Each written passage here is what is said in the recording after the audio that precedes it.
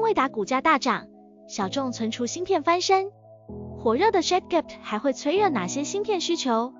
ShadGap 崛起，芯片作为底层技术无法缺席。由 OpenAI 开发的聊天机器人 ShadGap 于去年末发布后，由于表现惊艳，近期在全球刮起了一股猛烈的旋风。微软和谷歌等巨头在此类技术上投入巨资。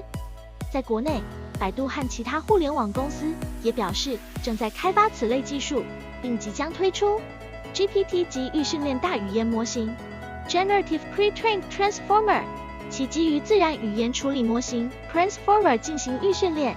并不断迭代提升模型能力。大语言模型等此类生成式 AI 通过海量数据训练，可以产生前所未有的高质量输出，可用于搜索、对话机器人、图像生成和编辑等。微软使用 ShadGap 技术，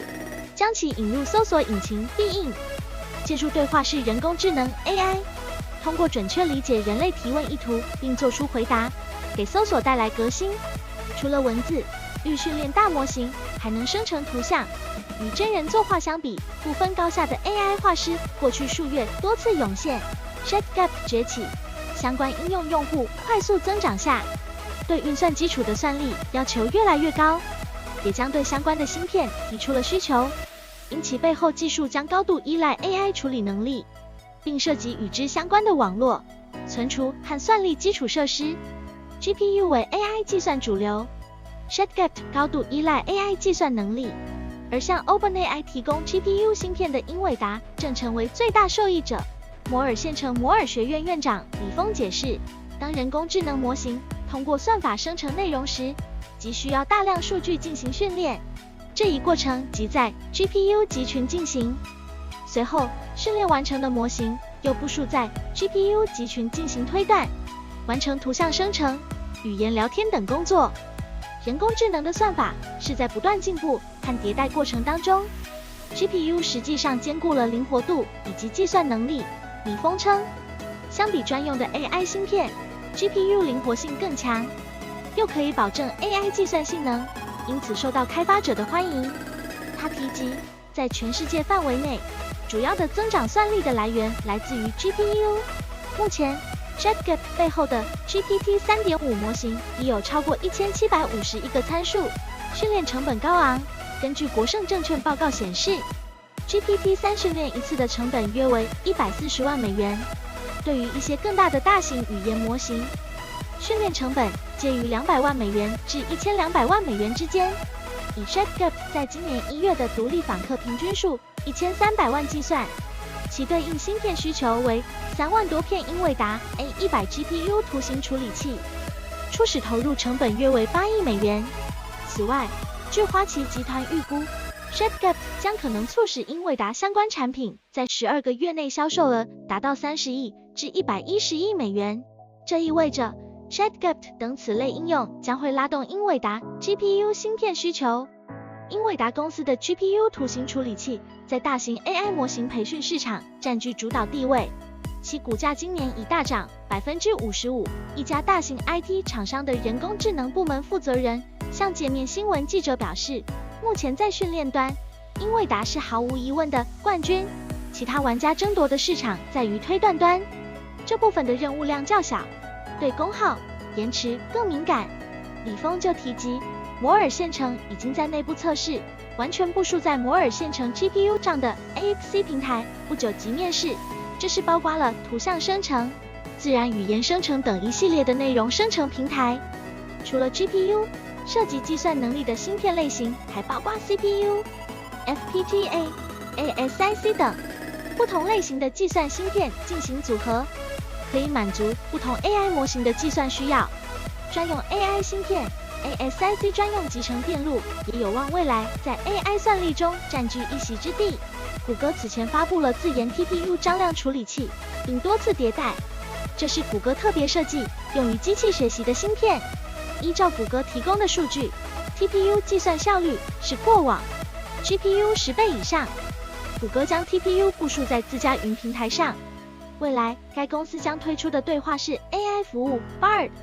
也将基于 TPU 运行。小众芯片 HBM 走向前台，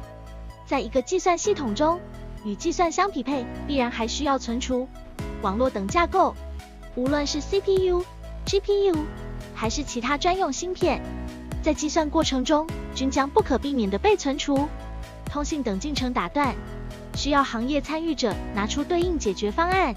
在 ShardGap 热潮下，一种小众存储芯片的名气正随着 AI 计算需求剧增而为外界所知。据韩国经济日报报道，受惠于 ShardGap， 随着市场对 GPU 需求剧增，三星、SK 海力士的 HBM 芯片赢得了额外的订单，成为目前存储芯片下行市场中意外爆红的芯片类型。HBM High Bandwidth Memory 高带宽存储器芯片是一种可以实现高带宽的内存芯片，与普通 Bra 内存相比， HBM 可以提供更高的数据的传输速度。基于该特性， HBM 主要应用于高性能计算场景中，如超级计算机、AI 加速器、高性能服务器领域。HBM 在与 CPU 及 GPU 协同工作中，可以提高机器学习和计算性能。目前 ShardGap 的火热发展已令英伟达等 GPU 厂商受益。ShardGap 使用了1万多个英伟达的 A100 GPU 学习了庞大的文档数据，而 HBM 可以安装在加速卡中。英伟达 A100 就最高配备80GB HBM2 内存。HBM 一直很难买，因为价格是 DRAM 的3倍。但 AI 是 HBM 的杀手级应用。Triorient Investments 副总裁 Dan Neistat 称，由于成本高昂，HBM 一直难以大规模普及，市场推广较慢，但预计 AI 应用将为其进一步打开市场规模。目前，由 ChatGPT 带动的 HBM 需求已经引起了上游厂商的关注。SK 海力士提及，目前已开发出第4代 HBM 产品，并于去年向英伟达供货。三星半导体对界面新闻表示，基于人工智能技术的交互式 AI 的学习和推理，需要高性能处理器和支持其高性能存储器组合，这将积极地影响对存储器的需求。三星 HBM Pin 针对 AI 应用，三星半导体介绍，已经在存储芯片上结合人工智能处理器的 HBM Pin Processing Memory 存内计算技术上取得了成果，并计划与客户共同构建 Pin 平台生态系统。根据市场调研机构 Omdia 在2021年预测，到2025年 HBM 市场的总收入将达到25亿美元。目前来看，这一数字随着 AI 计算需求增长有望打破。